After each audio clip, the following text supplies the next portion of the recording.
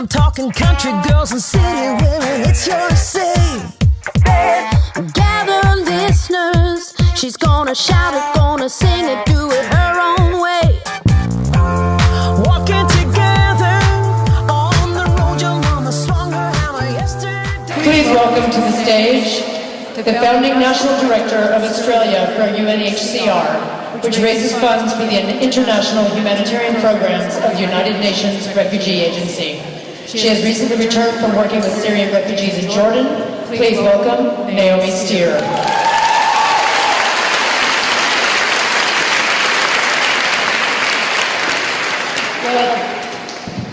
Good evening, everybody.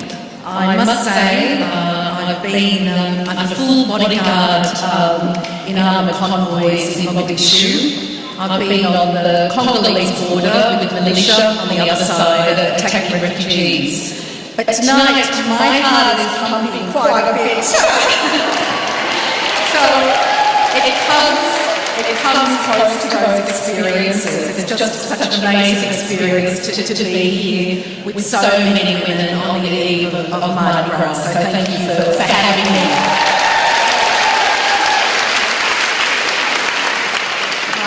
I'm going to speak about refugees tonight, and it's clearly something that's really close to my heart. About 14 years ago, I was asked by the UN Refugee Agency to set up a new organisation, Australia for UNHCR, to raise funds for refugees overseas. At the time, it was just me and a filing cabinet. 14 years later, I've got 140 staff, and we raised $22 million a year for refugees.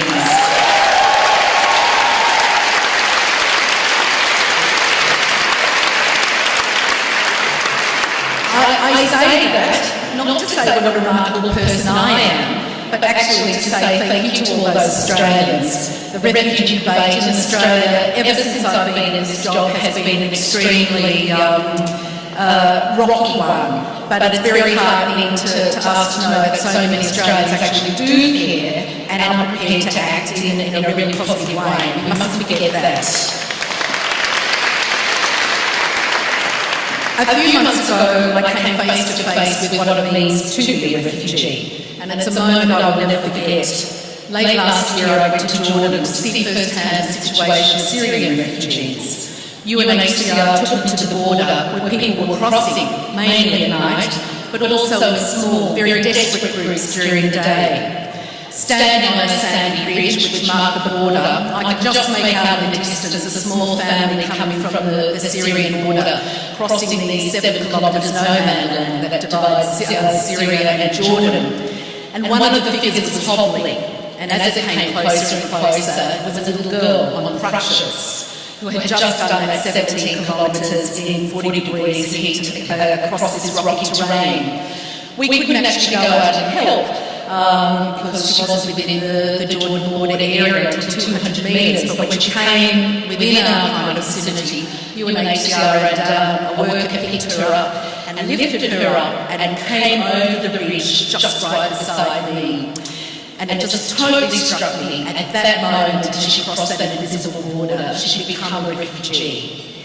Everything that had been familiar to that child, and many Syrians come, people think refugees come from poverty, that they haven't had anything before, they're going to a better life. Most of the Syrians lived in nice villages, nice houses, they had very good schools, they would show me photos of their garden. All of that, her friends and family had gone in that instance of crossing into Jordan. She is just one of 1 million child refugees today, Syrian refugees, which is extraordinary outside Syria. That's a whole generation of kids in the Middle East. And she's just part of now 10 million people displaced in Syria, which is actually half the population of Syria. So half the population of Syria is on the move or outside the country.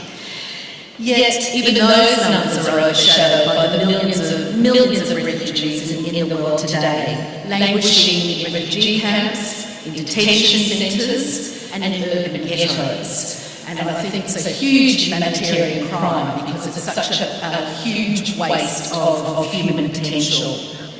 There are many reasons why people become refugees, and these include persecution for a range of reasons, including being lesbian, gay, bi, transgender or intersex, LGBTI. I just want to say, I thought the United Nations High Commissioner for Refugees was a mouthful till I started practicing LGBTI, and my friends here said I need to add in Q there. The UN hasn't got to that position yet, but it certainly encompasses that. No doubt everyone is aware of the draconian laws passed in Uganda this week, providing for serious penalties including life imprisonment if people are found to be homosexual. The dilemma of LGBTI refugees is that few of the surrounding countries in Africa provide safe haven, as they all have harsh criminal penalties against homosexuality. In my many years of visiting refugee camps and interviewing refugees, I can say no one has ever identified to me as an LGBTI refugee. Not because they don't exist as refugees, they do, but because they are too afraid to declare themselves as such. In this context, though, they're not alone. Women and girls make up to 80% of refugees in camps. We know that the day-to-day struggle for men and women around the world is extremely tough, but the situation for refugee women is even more precarious. Displacement compounds the many issues women face, such as sexual and gender-based violence, poor reproductive health. I'm very pleased to see IVF sponsoring, this event today, and limited access to education and income generation. One of my very most difficult personal experiences was a few years ago when I was in a refugee camp near the Congolese border. I was interviewing women for some stories and appeals we were doing for women who were victims of violence. And women had heard there was a Zunga rival women in there who wanted to hear their stories, and they started lining up.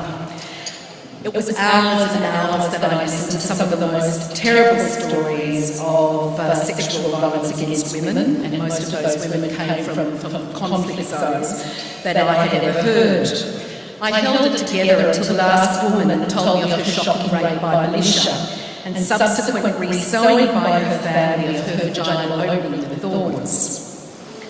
When she stopped talking, I walked outside and burst into tears and couldn't stop. These women came up, put their arms around me and said, Sister, it's okay, we've all been raped, which of course just made it worse. At the time I was really embarrassed about losing it, you might say. I was, I guess, in some kind of shock too. But my UNHCR colleague who was with me said at the time that it was actually really important that I had done that to show that it wasn't okay, that it shouldn't be part of any woman's ordinary life to suffer forms of violence or sexual assault.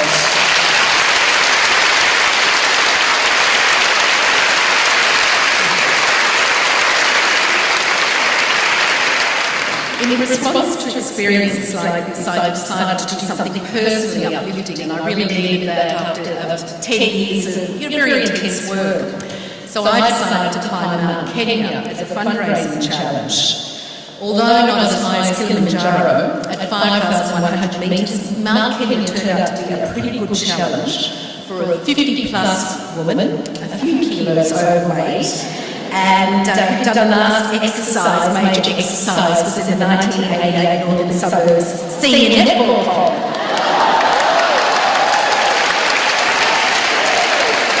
Which I know Chris Abbott, who's in the same comp. I don't think you ever been beaten, Chris. You were a little bit younger then. Needless to say, we lost the grandfathers, but that's a whole other story. I climbed up with my good friend and colleague Kay Webb, who's here tonight, table 16, go Kay. The funds raised from the challenge went to UNHCR's Safe Mother and Baby program, aimed at reducing maternal mortality rates of refugee mothers and babies, which is totally unacceptably high. By way of example, in South Sudan at the moment, where there's this huge conflict, the maternal mortality rate is 2,200 deaths per 100,000 live births. Compare that to 7 deaths in Australia per 100,000.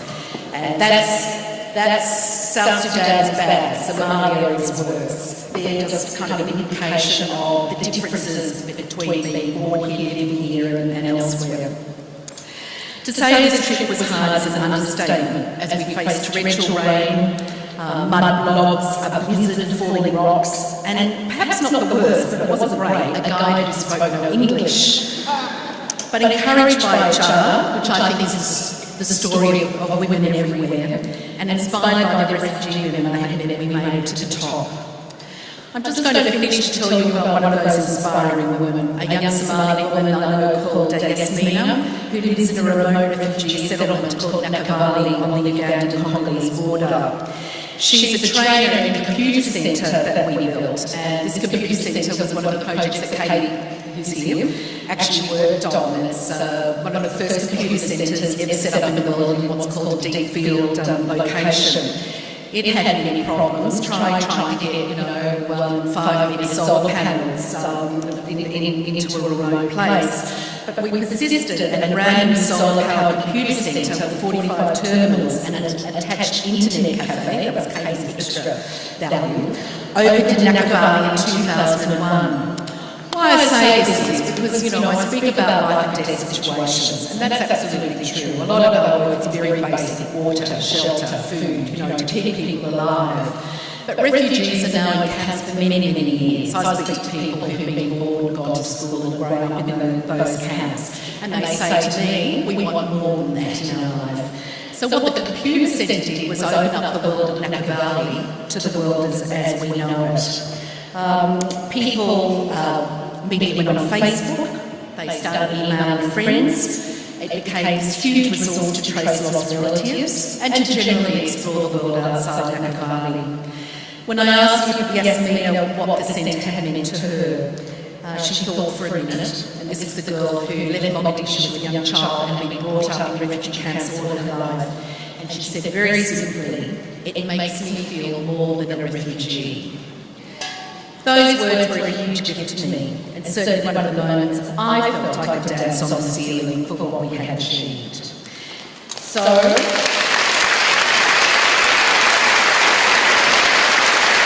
I hope those refugees in Nakavali are catching our tweets, gathering on social media that, turning out tonight. But if you do want to help and you do want to act, please join us at Australian UNHCR. If you want to find out more about UNHCR's policy on LGBTI, I'm going to like to put the Q in it, for the United Nations, go to our website, unrefugees.org.au. Thank you so much.